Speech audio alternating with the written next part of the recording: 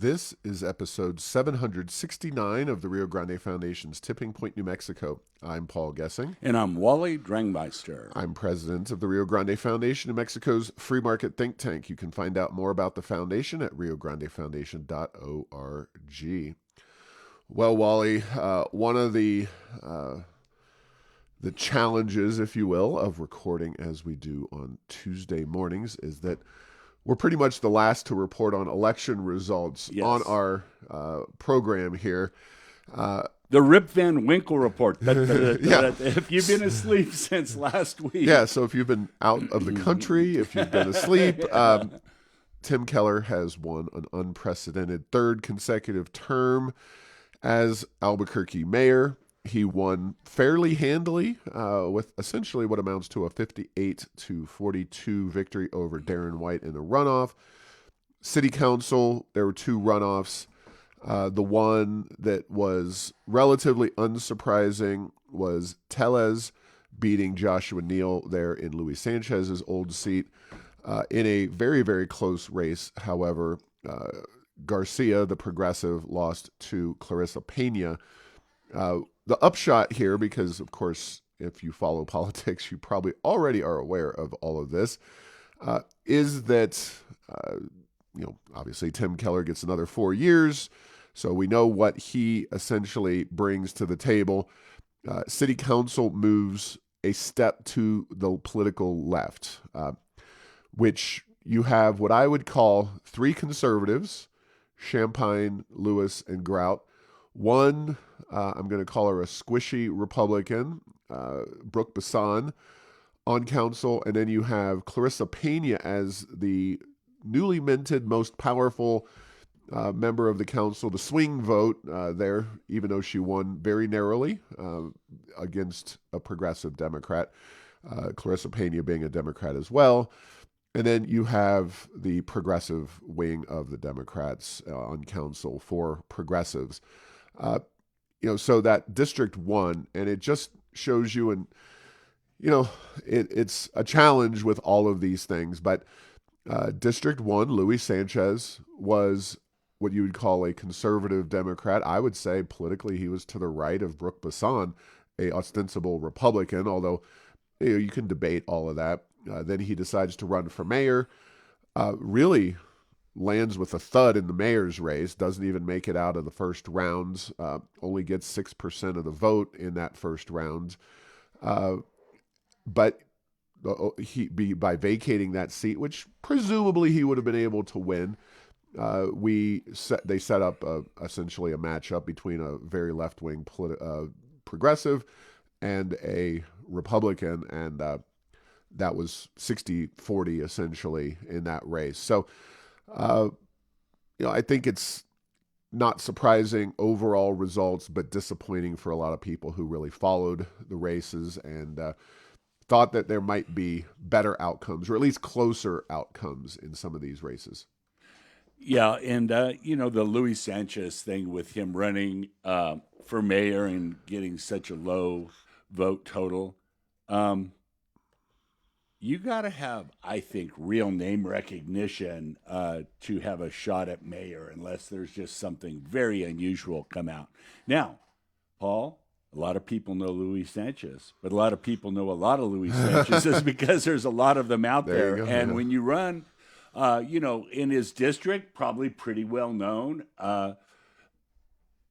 Around the rest of the city, even amongst those who voted. I think maybe only 65-70% could get the true false right. Is Luis Sanchez a city councilor? And so that's not a strong way to do it. And I don't know, that's nothing, necessarily criticism of him, but I do think that's the way it is. And that, Mayling Armijo, the same thing, real strong candidate from a qualification. If it's like Cheers. If nobody knows your name, it's usually not too cheerful election, and we've seen that. And except if you're progressive, there's a really powerful progressive machine at work here in Albuquerque, and so that can definitely push you over from basically 0 to 50% plus one vote. But on anybody that's not just wildly progressive, I don't think they have that strength for them. Yeah. So one of the upshots is that, of course, one of the issues I would say in the local race is that Mayor Keller had access to public financing. I think if you could draw up a example of why we at the Rio Grande Foundation oppose public financing, not due to the moral principle of using tax dollars for political campaigns, which certainly is there. That's a big part of it. I mean, we tend to make a lot of our judgments based on assessments of the overall factors in the case evidence at the outset, not based on the outcomes. Yeah. But I think the mayor's race is a perfect example of the negative outcome associated with public financing. Keller had access to $1 million of our money, in addition to all the additional resources that he had, including, not the least of which is name ID. So he was able to use all that in order to overwhelm the white campaign. So, and whether he's a progressive or not, the fact is that system is going to remain in place. Now, on two pertinent issues that we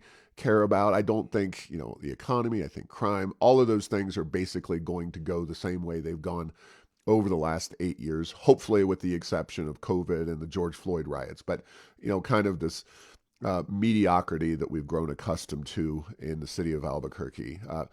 Two things that are real wild cards coming out of this race is plastic bag ban and ranked choice voting. Of course, we've had a plastic bag ban. We didn't have a plastic bag ban. Clarissa Pena, one of the votes that she took was to overturn the plastic bag ban. So that puts her on the side of the 5-4 majority that presumably still opposes a plastic bag ban. So that one is going to be a challenge, I think, for Keller to get through. You never know. He could use his powers of persuasion, shall we say, to convince Clarissa Pena to go along with his views on the issue. But I think and hope not.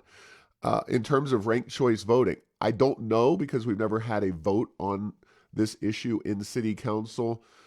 To my knowledge, at least, a straight up or down vote on adopting ranked choice voting, which has been done in Santa Fe and Las Cruces.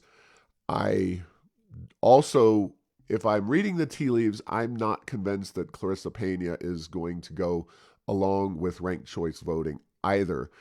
So on two very significant issues, I don't see council moving towards Keller. That doesn't mean there's not unforeseeable issues and a lot of other things that will happen where Clarissa Pena will go along with the progressives and Tim Keller.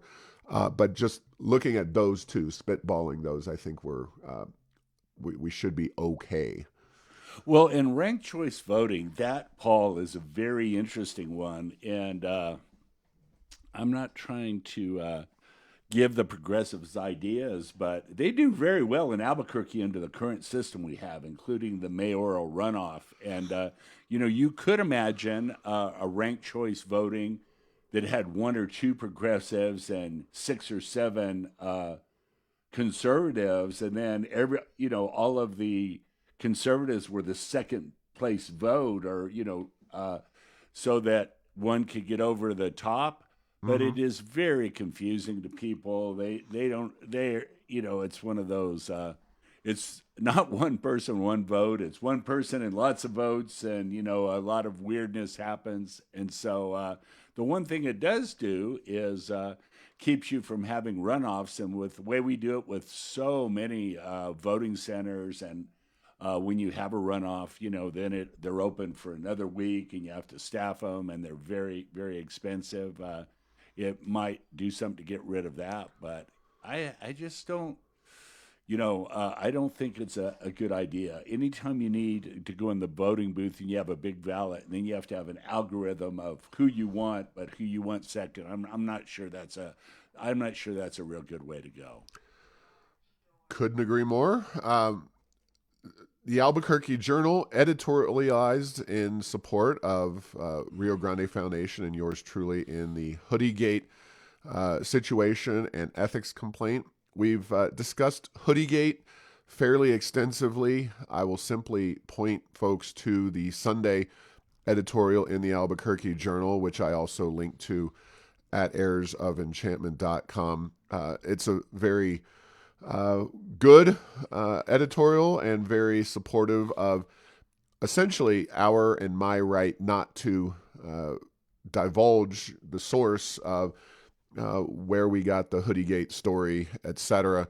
And it really raises a lot of questions about that, essentially encouraging the mayor to drop the case, the ethics complaint they have against me.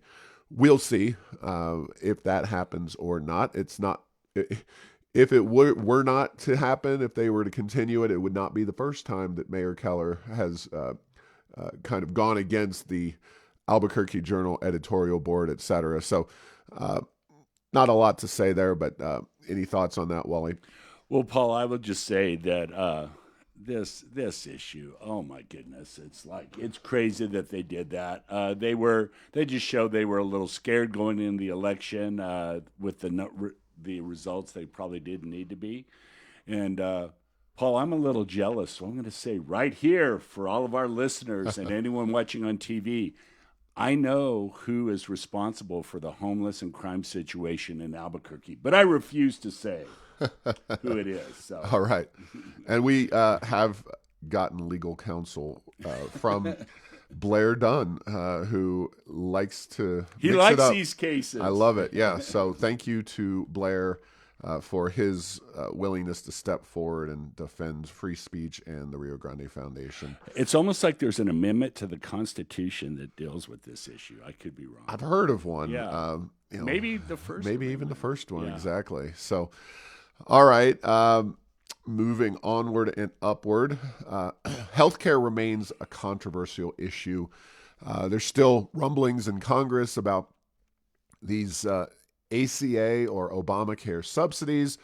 We talked fairly extensively about this and the problems of Obamacare and the problems of subsidies for healthcare in the government shutdown era, but Michelle Lujan Grisham, in her inimitable style, sent out a release last Friday. In a statement, she said that Republicans are to blame and that they are letting down millions of Americans by not funding these subsidies. Democrats in Congress tried to help. They attempted to extend ACA tax credits 13 times this year alone. They're not tax credits. They're outright subsidies, as far as I know. But anyway, and basically the governor took the Republicans to task for all this. Well, as I write in a blog post, Gospel of Matthew 7:3 says it best. Why do you look at the speck of sawdust in your brother's eye and pay no attention to the plank in your own eye? Now, we don't quote the Bible all that often on Tipping Point, New Mexico, but there are a few examples in popular culture that are more readily applicable to what the governor is doing and not doing than that one. And basically, this governor, who has completely failed to address the medical provider shortage in New Mexico, is on thin ice, shall we say, when it comes to criticizing the Republicans in Washington and Donald Trump for not re-upping on massive subsidies for a law that really hasn't done what it was supposed to do, Obamacare. This enhanced subsidy provision was contained in the Inflation Reduction Act, which, by the way, had nothing to do with reducing inflation, and Biden acknowledged as much.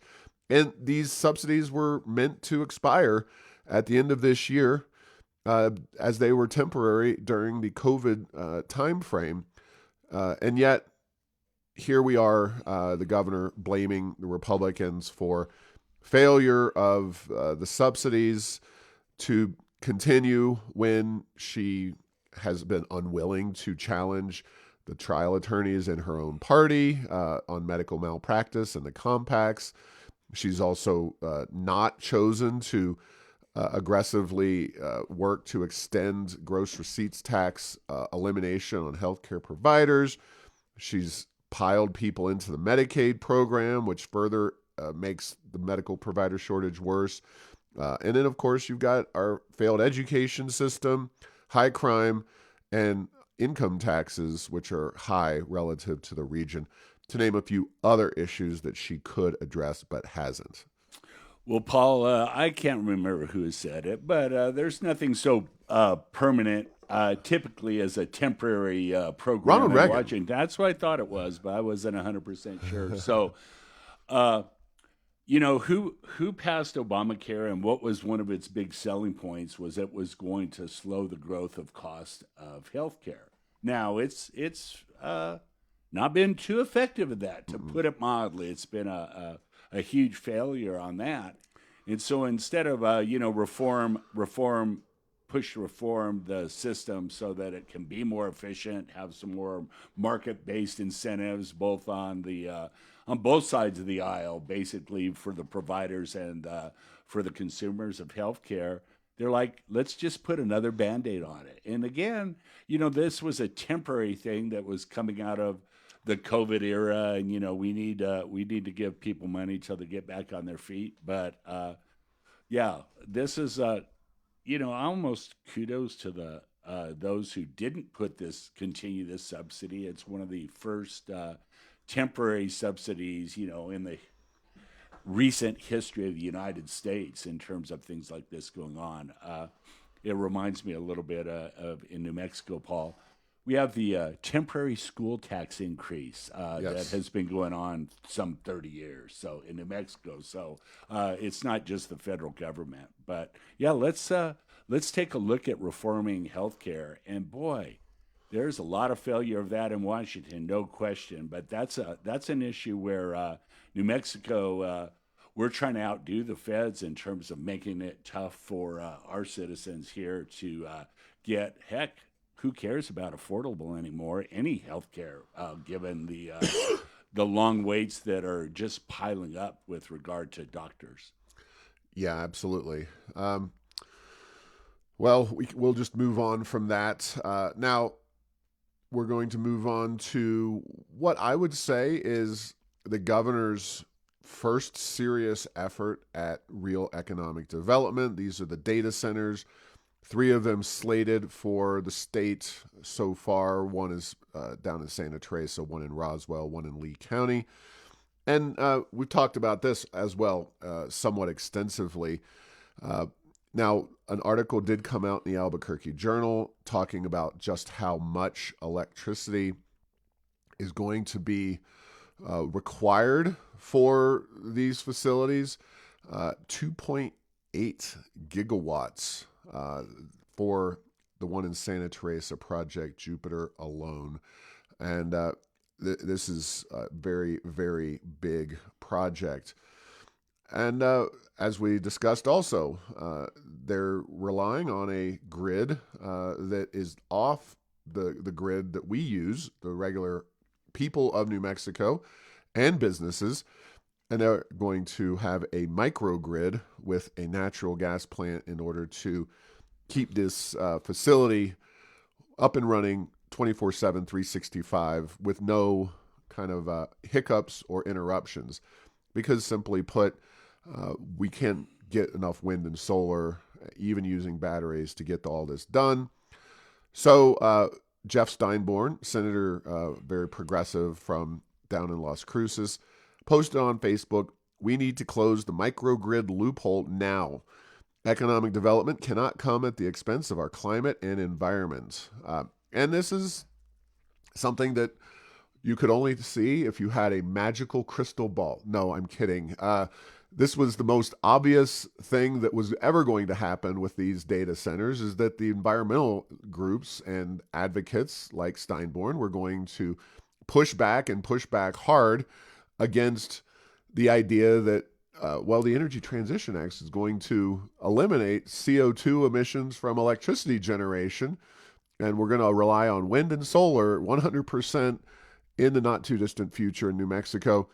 But no, in the case of these facilities, we're going to allow them to set up a special separate grid using traditional fossil fuels and maybe some nuclear, but in the case of the one in Santa Teresa, Project Jupiter, it's a natural gas plant.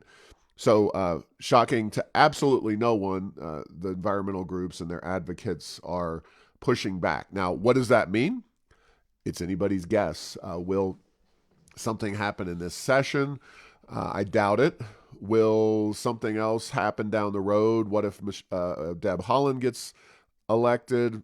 I don't know. But all I can say is there's some, the fact that these companies are investing billions of dollars in New Mexico in these facilities leads me to believe that there is some way that they are going to be protected against the craziness of a Deb Haaland administration, because they can't be dumb enough to spend billions and billions of dollars on these facilities only to have them essentially crushed by Deb Haaland. So I don't know what's going on behind the scenes. All I can tell you is that publicly the fight is on between Lujan Grisham and her even more radical environmental base and those groups. And it is very interesting, Paul. New Mexico is the anti-economic development state.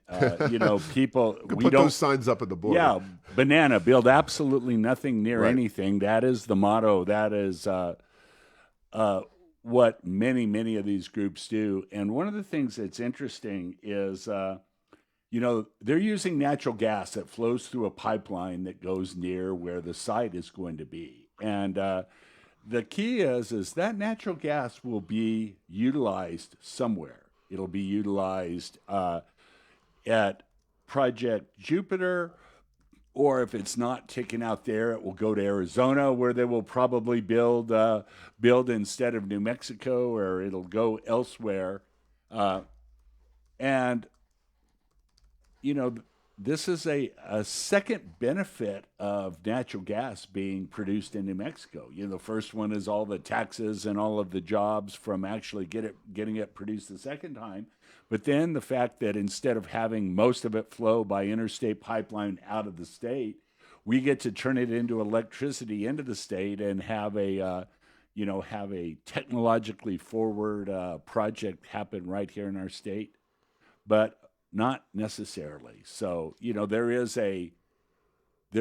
still a what shall we say? A fanciful belief that the Energy Transition Act of New Mexico can be fulfilled in its current form. To me, it's kind of the electric industry version of the Ford F-150 Lightning, which was just canceled, by the way. Mm-hmm. There's still a lot of enthusiasm for it, and there are a lot of groups that are touting its benefits. But at the end of the day, it does not seem like the math is going to work out for that. And so, can New Mexico stop this from happening here? Absolutely. But can it stop it altogether? Very, very, very doubtful. Yeah. Well, we shall see. This is one that is not going away. This due to the nexus of so many different state laws and different aspects of what the Rio Grande Foundation is concerned with. Of course, economic development, the pushback of the radical environmental groups, and the inherent split between kind of the we'll just loosely label the governor, we don't like oil and gas, but we like the money wing of the Democratic Party, which this is kind of moving into that territory, mm-hmm. and the we don't like oil and gas, burn it all down wing of the Democratic Party. Yeah, we don't care if the entire state goes bankrupt as long as we're not producing and using fossil fuels. Exactly. And I'll just simply add that if the governor somehow, some way, in some alternative Twilight Zone universe had met with me, say, on the first day of her time in office and said, mm-hmm. Paul, what would you do? Right. I would have said, okay, Madam Governor, we're not going to do your crazy energy transition act, but we can shut down a coal-fired power plant. We're just going to replace it with natural gas, and that'll right there cut half of the CO2 emissions from that entire facility. And that was PNM's original And plan, that was, by the way, yes. which they did not fulfill, and now they have to sell themselves to get the capital to do Right. Plan B. And I would have also said you should also use the oil and gas revenues that are flowing in great supply to diversify our economy by lowering taxes, reducing regulations, making New Mexico more attractive to business. Now, inherently, with business, with jobs, with economic growth, does come some level of environmental impacts. You're not going to avoid that. I think the question or concern is, if, say, Steinborn gets his way and all of these data centers leave the state of New Mexico instead of coming here for whatever reason, they're going somewhere. Exactly. Presumably in the United States, maybe across the globe. But the fact is, like it or not, and I will fully admit that I am not the biggest fan of AI as a concept. We may differ on that, but regardless of your views on AI, the fact is that this is a technology that is going to be deployed over the next decade or so, and either New Mexico is going to be left in the dust, or we're going to participate in that boom. And we have a lot of inherent features that allow us, or should allow us, economically speaking, to diversify and participate in that boom, and for this to be good for the state of New Mexico, as much as we tend to disagree with the governor. But the fact is that we wouldn't necessarily be forced to do the AI thing if we had diversified our economy more broadly, starting on day one of the governor's administration. Yes, and first of all, most AI isn't AI. They're large language models, not to get too nerdy. But here's the thing. So this is looking a lot like back when the internet was growing. It's like New Mexico's going to have nothing to do with the internet. Let no new thing arise. We're turning into the Luddite state where we're gonna weave cloth by hand. We don't want these automated looms because that's bad for whatever. It's bad for workers, bad for the economy, bad for whatever. And it is interesting. So all you used to hear was, oh, we need to get manufacturing and we need to get jobs in our state. And, it's one of those, the data processing kind of industry doesn't fit nicely. It's kind of a service. It's kind of a product because it requires so much capital infrastructure and energy.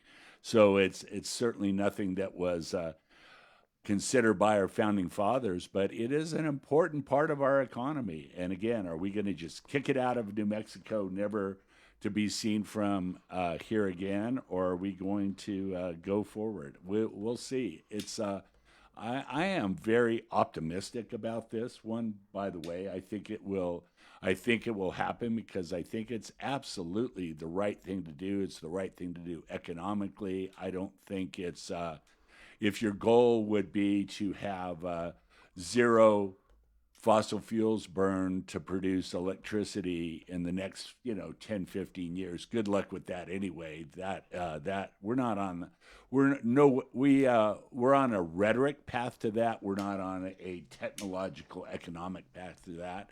And man, New Mexico can benefit hugely from having projects like this done here. Right. Absolutely. Well, a lot of other things to talk about here. The revenue for the state, latest budget information came in. Couple of quick highlights or lowlights out of that. For starters, we are going to see a modest $200 million reduction in general fund revenue. Remember, this is only the general fund. We're still dumping money into our permanent funds. Somebody who had, we'll say half a brain, or if I had chosen to or been able to get a hold of the governor and said, "Hey, let's use this money for the betterment of the state. We could have used those funds to cut taxes. We wouldn't need them because we had $3 billion surpluses for a few years. But back in 2019, state was at $7.8 billion in its general fund budget. That number grew up to, as of FY25, $13.6 billion. FY26, slight decline to $13.4 billion. That number is set to grow by 2028 to $14.5 billion. My point being that, yes, the boom is evening out. It is not peaking, but it is not just growing and growing and growing every single year in terms of revenues. What is this? What's the upshot here? Well, as we've said from day one, the reason we don't have tax cuts or tax reform in New Mexico is not because we don't have the money. It's because we don't have the politicians who care or want to grow New Mexico. And that was exemplified by the Albuquerque Journal article about this budget information. Derek Lente, chair of the tax committee, said, we're not going to have a tax bill this year because, we're all nervous about these revenue numbers. Not that I care one way or the other, because the tax bills they've come up with are garbage tax bills that don't do anything to grow New Mexico's economy. The bigger upshot is, with the costs associated, as the Legislative Finance Committee points out, for free childcare, where we're currently spending $450 million annually for that up to 400% of the federal poverty level, they're expecting another $400 million starting out for that program. So essentially nearly doubling to $850 million annually for free childcare. The question I'll pose to you is this, Wally. Based on your august knowledge of the legislature, and I know you and Johnny Carson with the Karnak the Magnificent, here we go. You can judge the thinking and the thought processes of these legislators. What do you think this does for the free childcare issue in the upcoming 30-day session? Well, I think there will be a hard look at it because of the legislators who are bringing this up are not your staunch Republicans that are talking about how much this costs. It's a broader range. So I think it'll get a big look. And then, man, let's fix the roads too. And so it's kind of like, let's fix the roads. And it's interesting how the New Mexico's government is they are a vacuum of vacuuming revenues to themselves for the general fund and the permanent funds without being able to meaningfully utilize those in ways that really broadly help the state. And so, there's talk of bonding the 5-year, road thing. Bonding, why? We have the money. There's taxes that come out of the road taxes that are swept up into the general fund. Heck, let those go for a little while, and let's fix the roads with cash money. We certainly have it. Bonding just means doesn't go as far because you have to pay huge interest on it over time. So they are in a